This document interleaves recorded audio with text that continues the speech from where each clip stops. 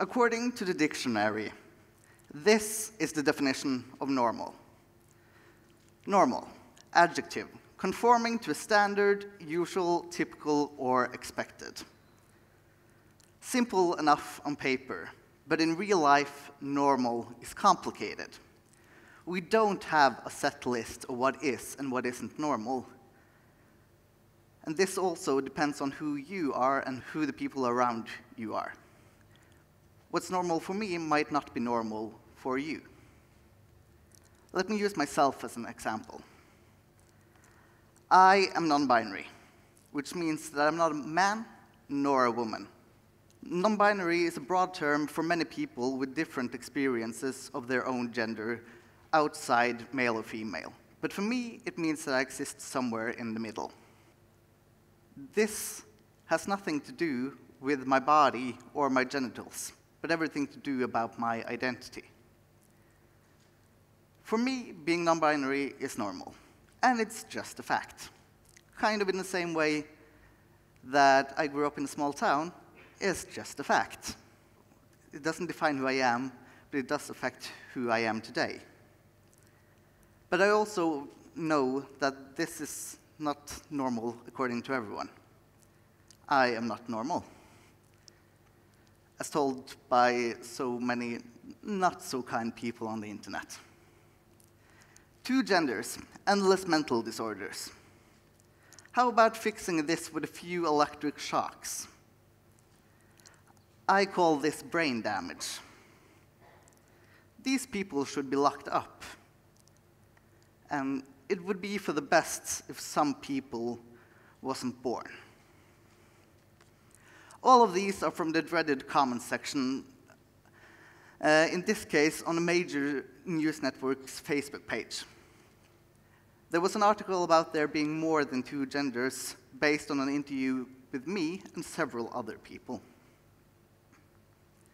And these are not the worst comments I get. And I, of course, get ones that are way better than this. But commonly among the negative ones, I am told that I can't be non-binary and that I should be dead, locked up, or forced to go to therapy. And I am used to these comments. I'm used to people not liking that I'm stirring up their definition of gender and their normal. I've been open about me being queer, non-binary, and trans in the media a lot. And I know that these opinions don't only exist on social media.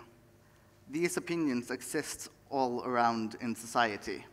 But in the world of the social internet, these opinions are so much more visible. Being different can in many ways be scary and lonely. Being normal and what society expects of you is incredibly comfortable. But I can't change. Trust me, I've tried. But I don't want to either. I have come to realize that I am not the problem.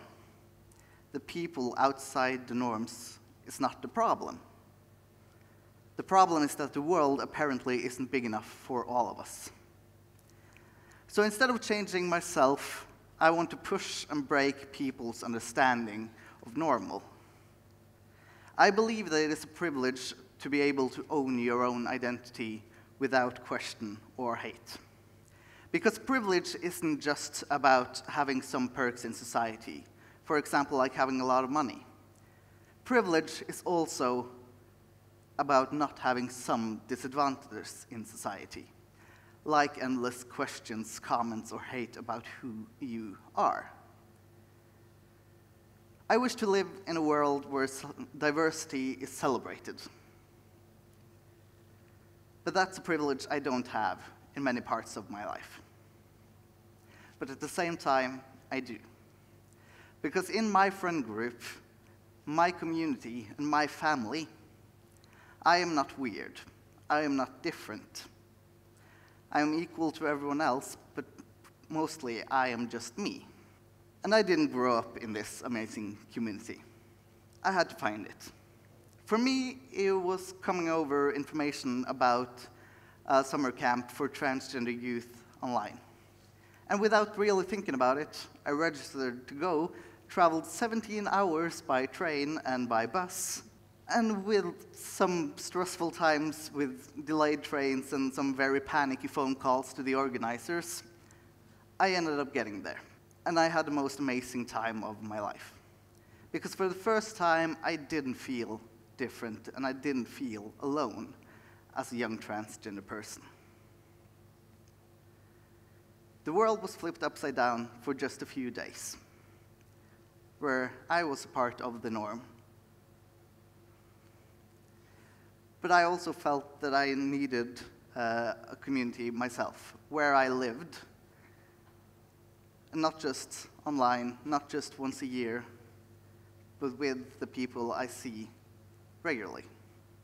So I found every queer person I knew in my town, and everyone that they knew, because I only knew like 3 people. And we started a local group of the National Organization for Queer Youth. But maybe the most important thing for me was creating that space in my existing communities. By setting a new standard for what is and what isn't okay, and creating a new normal in my existing communities. These parts of my life have merged over the years. But these are the places and people I go to when I want to feel home, because these places are my home. And communities exist in all shapes and sizes, and they are important to all of us. But I think that for people who exist outside the norms in our society, safe and strong communities is essential. And it doesn't matter if it's online, your biological family, your chosen family of friends, classmates, organizations, sports teams, or whatever. But these spaces exist as potential safe spaces. And you don't have to agree with everyone in your communities. And you don't have to be like everyone in your community. But communities is a place to feel home, and a place to just be you. For me, communities is about creating your own normal. Normal is complicated. It depends so much on who you are, who the people around you are. And normal is not an objective thing. It's not natural. It is completely subjective and created in society.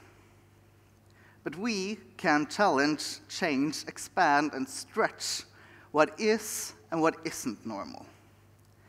This might be easier in small communities, but norms are also highly contagious and spread. And we can all change society's normal. Thank you.